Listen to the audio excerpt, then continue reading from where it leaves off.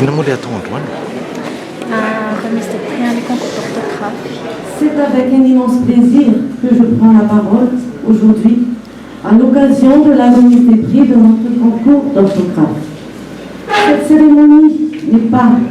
seulement un moment de célébration, elle est aussi un moment de réflexion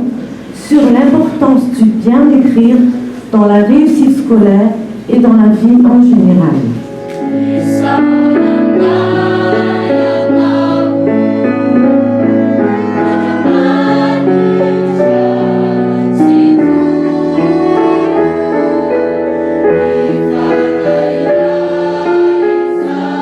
natemoroborombo azany teknôlôjia ankehitriny dia zava-dehibe hatrany ny fahaizan'ny tanora manoratra araka ny tokony ho izy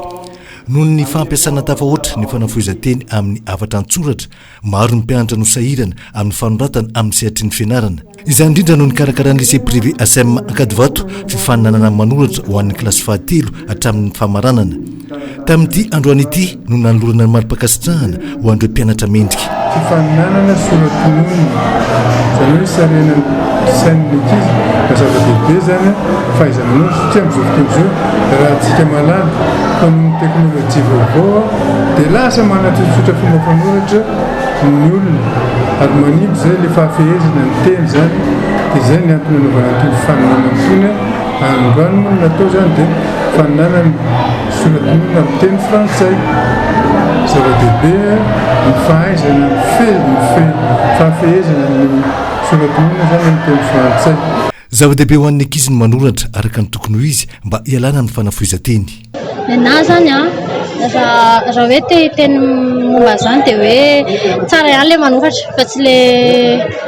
le milozana amin'ny hoe manoratra amin'ny clavier foana fa le manoratra amin'ny taratasy be foana dia le manao abréviation foana koa tsy dia tsara amin'le izy c'est pratique le manafoy an'le izy fa raha ohatra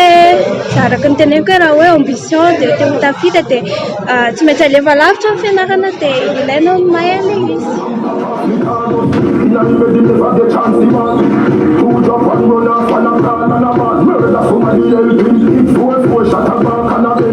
tamin'ny teny frantsay no nanaovana ity andehan'ny voalohany ity ary mbola hivelatra amin'ny teny hafa izany amin'ny taona ho avy